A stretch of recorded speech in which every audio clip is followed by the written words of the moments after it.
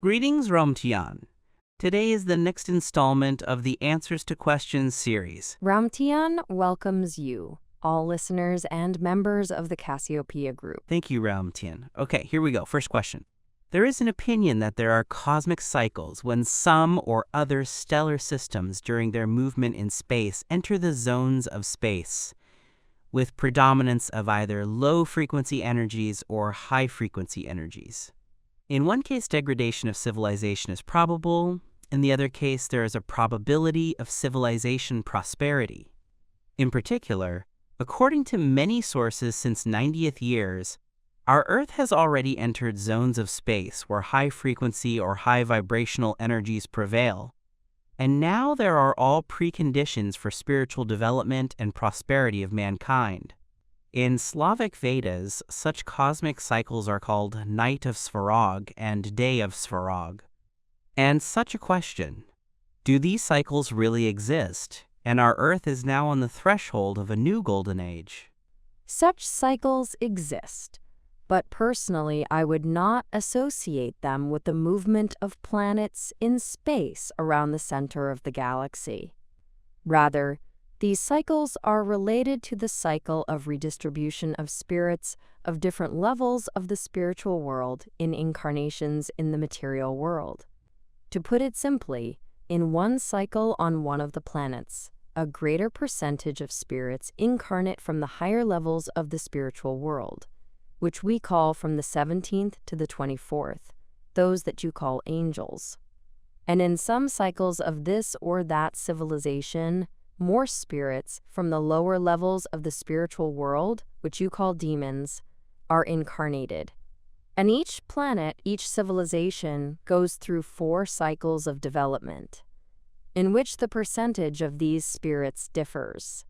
But here, too, everything is very individual, and the duration of this or that cycle is not strictly regulated, as this duration largely depends on the actions of the civilization itself, i.e., on the actions of the spirits incarnated in it. That is, light spirits' thoughts, which form the noosphere of this or that planet, are able to reduce the dark cycle of incarnation of more low vibrational spirits in this world. And, on the contrary, if the dark cycle is already coming to an end, but there are many incarnated spirits living on the planet who produce a lot of low-frequency energies, then the dark cycle continues, even if by time it should have ended. All this is not strictly regulated and is largely controlled by the civilization itself, which exists in this or that place of space and time. What cycle is the Earth in right now? Your world is now in the penultimate cycle of the dark time, after which there comes first a cycle of even greater lowering of vibrations, and then a rise upwards. Figuratively speaking, if the dark cycle is considered to be the night of the Earth time of day, it is the time after sunset, but it is not yet midnight. After half of the night, there comes the time of approaching the dawn. But at present, many specialists of the interstellar union note that your process of development has accelerated considerably in comparison with forecasts, and there are high hopes that you will pass the dark cycle faster than it was planned. Okay, then the following question. There is also an opinion that high-vibrational spirits from different worlds and dimensions come to the Earth actively now, which some sources call by such term as indigo people, as I understood, because of the fact that their aura is dominated by energy flows of indigo color. Is that really true? Yes, they do. In your cycle of development, many spirits incarnate on your planet from demonic low-vibrational spirits worlds, and the percentage of spirits who incarnate from high-vibrational spirits angelic worlds, they largely decide to do it themselves. That is, they consciously go to live in this cycle here on Earth. In the spiritual world of angels, many are willing to incarnate on planets like yours, in order to raise the overall angelic spiritual level and to help you build that society where low vibrational spirits will be either blocked or given the opportunity for personal development. High vibrational spirits, passing in the physical body the period of childhood, they really do not remember much, but they have the opportunity to use a large amount of information, which is laid down in their unconscious memory. That is, not remembering their incarnations and life in the spiritual world, they have access to some abilities that they had in past incarnations, and have access to that unconscious memory of life in the spiritual world, which tunes them in this life to high vibrations. That is why their aura is dominated by blue and violet colors, which show that their higher energy centers are well developed. And if we talk about their childhood, from childhood our society does not lead them to the vector of materiality. Do not they go away from their goals? Everything happens in very different ways. I remind you once again that the level from which a spirit's incarnated, it can change very much in the process of life. That is, just as a high vibrational spirit's being carried away by some aspects of life in the material world can lower its level a lot. And, on the contrary, a low vibrational spirit's, a demon, having passed some lessons in the spiritual world and having met either people, or books, or teachings, which will awaken in him what you call conscience, repentance, due to realization of his mistakes and sincere desire to correct them, can rise to a much higher spiritual level during his incarnation. All this is very individual, and it is impossible to predict in advance what path a spirit will take in the material world. One can only speculate as the plans for the incarnation of this or that. Spirits assume some growth, but unfortunately, they are not always fulfilled. I understand that the evolutionary development of any cosmic civilization eventually reduces the range when low vibrational spirits can incarnate in that civilization. Low vibrational spirits can incarnate in any civilizations that exist, both humanoid type and plasmoid civilizations in any galaxy, even those that are highly advanced. But in fact, the purer the noosphere of the planet, the less spiritual vibrational energy in it, the smaller the number of demons sent to incarnate in these worlds, and then only those of them who need to pass the lesson of life in these communities, which have reached the highest point of their development, both spiritual and material. In the last session with Midgascaus, we discussed galactic and intergalactic civilizations, and here is a question in this connection. Is there some coordinating body of the most advanced civilizations, which supervises the whole universe, solves problems at the level of the whole universe?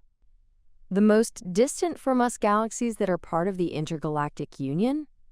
There are other galaxies that are not visible to us. And in fact, the end of the universe has not been found yet.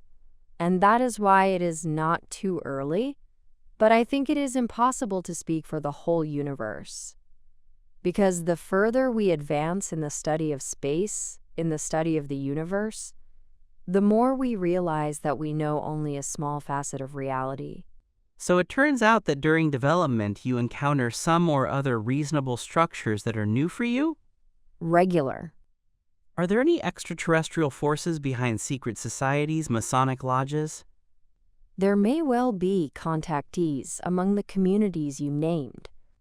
I have not specially studied the question of your secret religious communities, but most likely, around contactees with this or that civilization, some community will be formed, which for various mystical and occult reasons can become secret, even invent its own language, inaccessible for the uninitiated. The same thing happened in your ancient times, when such secret communities were communities of priests, shamans, and other ministers of cults, of absolutely different religions, of different peoples. Among them, there were very many contactees. How much influence extraterrestrial forces have on these communities is, of course, an open question, and all this is very individual. As the information transmitted by extraterrestrials, even to members of these communities who are contactees, can be interpreted differently. And moreover, a contactee may not tell other members of his community what he knows. That is, when I mean the civilizations of the interstellar union, come into contact with Earthlings and transmit information, we do not compel contactees to state everything in the form in which he received it. After all, it is always his free choice what exactly to reveal to his people, to whom he opens his contact, either to keep everything to himself or to interpret it depending on his worldview. We have no right to make contact in any other way, because there is complete freedom of choice here. It turns out that the more erudite a person is, the purer the information coming through him. We always try to speak in the terminology of contactees. The point is that if we use words and terms that he does not understand, it will be very difficult for him and for us to transmit information. Even the very fact of contact with an alien life form is very unusual and sometimes painful for many contactees. That's why we try to be closer, try to speak in a language he understands, not to distance ourselves from him psychologically. When discovering new universes, new frontiers, do you sometimes encounter new life forms that surprise you, that you did not expect even in their uniqueness, in their structure? Yes, it happens. And this is what happened to your world, your planet, 5 million years ago, when it was discovered by space explorers from the planet Toonsout. They were amazed, and the representatives of our planet Burkhad civilization were amazed by the diversity of life in the hydrosphere, in the atmosphere, in the lithosphere, in all the shells of the planet. Life was developed, both in plant life and in microbiological and animal life in the most diverse forms. There were many explorers from all parts of not only our galaxy, and almost all of them were amazed when they first visited this planet and encountered the diversity of life on it. As they say with you, and we too have a similar saying, it is better to see once than to hear 100 times. And for many galactic explorers, that was and is the case. Will mankind be able to switch to new energy sources in the nearest future at the expense of free energy of vacuum? What is needed for this new scientific knowledge? In order for you to switch to the use of free vacuum energy, you need not only new scientific knowledge, you need to change your whole scientific paradigm completely. What you have now, your scientific picture of the world, which describes the universe, does not allow you even to start experiments in the direction of discovering free energy of vacuum. I know that there are some theories, there are assumptions, but before you use it and translate it into other forms of energy available to you, for example, electricity, you should first clearly and concretely prove its existence in general, and not only in vacuum, but in every cubic millimeter of physical space. For these researches, for these experiments, you have all necessary scientific forces, i.e. your physicists, astrophysicists, and other specialists, are ready to start studying.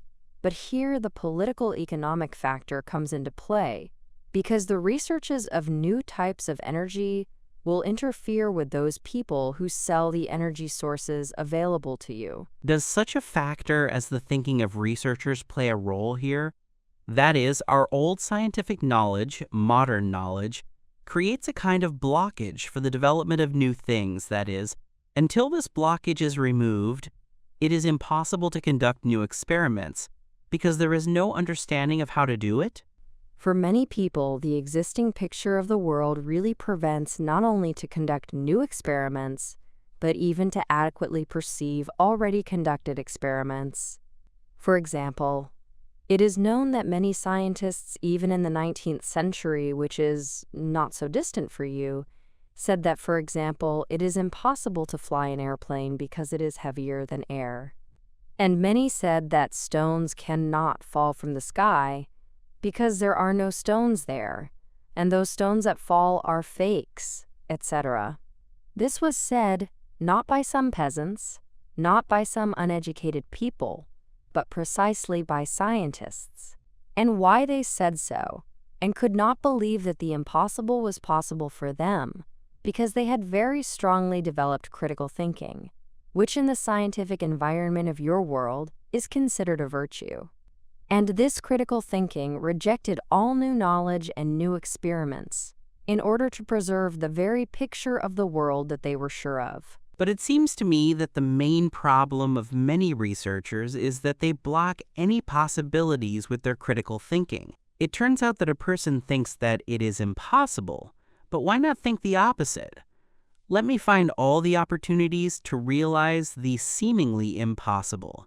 You have not only people, but all spirits. They are all very different.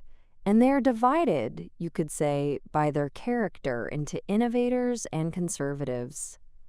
These are two completely different models of thinking, and it is very difficult sometimes for such spirits, whether they are embodied spirits or not. Both types are among the researchers. There are both types among researchers. And the task of your government, the task of your scientific communities, is to create conditions for the entry into science and, especially, into education, since it is education, school education, that influences the primary formation of the human world, the future scientist-researcher. More people with flexibility of thinking and capable, albeit critically, to comprehend information. At the same time, they should not be afraid to allow some unusual theories which conservatives are usually afraid to allow, in order not to destroy their picture of the world. I have a suspicion that from other worlds, from other extraterrestrial civilizations, come intelligent spirits, incarnate here and become scientists to somehow shake up our civilization and scientific world. Is there such a thing? Of course. Spiritual world is the same for the whole universe. The one who lived on some planet in our or any other galaxy, or in plasmoid worlds in general, can naturally incarnate on the Earth. So, for example, if he was an engineer there, he can bring his knowledge here, right? Yes, but the thing is that because of memory blocking, he will not remember his life on this or that planet, and the ideas he carried in that world. Some thoughts, some desires and aspirations, of course, remain in his spirit, as the character of this spirit has already been formed in those incarnations. And naturally, when he gets into one or another environment in the new for himself earthly world, he will strive more to be an innovator, to think boldly, to invent some things, than a spirit who has incarnated on earth many times. And he will be inclined to the type of innovators rather than conservatives. What types of technical devices for generating electricity are used on alien bases on Earth and on the Moon? All different types. They can be what you call solar panels, but in a slightly different form. We extract more energy from the light and radiation of stars, including your sun, than you do in your solar panels. These can be units that convert gravitational energy or vacuum-free energy, electrical energy, magnetic energy, radio waves, and many others. These are a variety of converters. So the principles could be completely different? There may be different solutions depending on the design of the base itself, the purpose of this or that device, or even the preference of this or that civilization. How did you come to the technological balance with nature on your planet? How long did it take, and does it depend on the level of consciousness? For a long time, our civilization developed only in the conditions of our planet.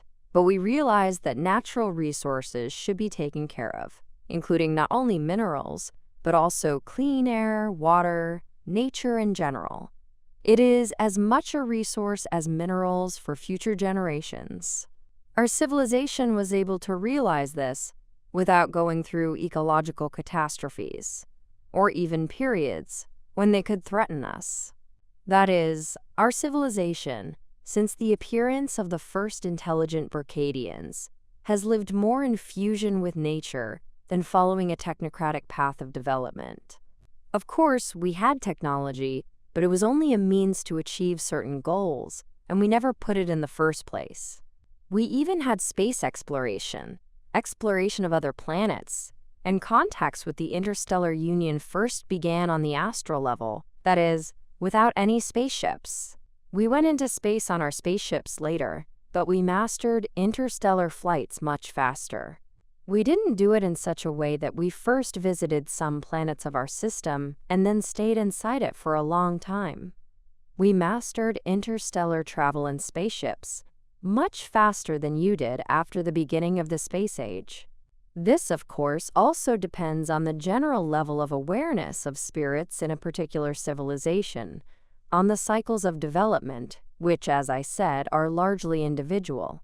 Therefore, I believe that the percentage of consumption of natural resources on this or that planet, and the general attitude of a civilization to nature, largely depends on the ideology that is formed in society by this or that government. And do you also prioritize the development of consciousness now, and technical development is in the second place? Now, after going into space and the beginning of active exploration of our galaxy, we have greatly simplified the process of transferring natural resources in the consumption of our life force, energy, and other benefits that our civilization has on the technical and generally material level. Because we have already moved many of the production of devices, spaceships, either to planets that are not suitable for organic life or to outer space in general. And even the consumption of internal natural resources of planet Burkhad is under control in the sense that, although we do not have birth control, as in many other worlds of the interstellar union, but this is only because we are developing more and more new planets for the creation of colonies and settlement in the galaxy. And our science is actively developing those planets in star systems where life was previously impossible. This is what you call terraformation. We can put a planet that was previously unsuitable for life, for example, because of excessive proximity to its star or unsuitable atmosphere, but, of course, within certain limits, into a new orbit around the star. We can change the angle of inclination, change its atmosphere, and many other parameters that allow us to still create a colony there if it is convenient for us for some reasons. And this direction is now being actively developed. We have colonies even outside the galaxy, of course, with the permission of the interstellar unions of those galaxies. So it turns out that there is coordination between our interstellar union and the same union of another galaxy when it is necessary to get permission, let's say, for construction, etc. Yes, there are both extragalactic colonies of our planet and other worlds in other galaxies.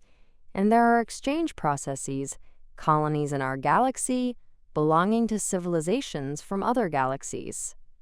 Have there ever been cases when an ecological catastrophe was so great that a civilization simply ceased to exist? Yes, there have been cases like this. There have been cases when a civilization, which mastered interstellar flights, was almost completely destroyed by an ecological disaster on its planet, and only a small part of its inhabitants could move to another world. This is what happened, for example, to the planet Daral. This story is known to everyone in the galaxy. They lived on a planet in a completely different place in the galaxy, and they had a catastrophe that took many, many lives of the inhabitants of that planet, and only a small part moved to that place in space that you call the constellation of Cassiopeia. Because of this catastrophe, the government of Daral decided to limit the birth rate, strictly control the number of inhabitants on their planet, and put many other things into their laws so as not to repeat the fate of that planet. So it turns out that for civilization, it is such a good shakeup for the future. How not to do? That's exactly what it turned out to be for them. There is such a concept that within the Earth there is a certain energy field, which blocks the memory of past incarnations when a person is born. Is this true? The memory of past incarnations is blocked in all spirits who incarnate in the material world. This happens because of the necessity for spirits to adapt not only to a new body, but in general to a new environment, a new world, new knowledge, which he will receive there. Past memory, past experience can interfere with this.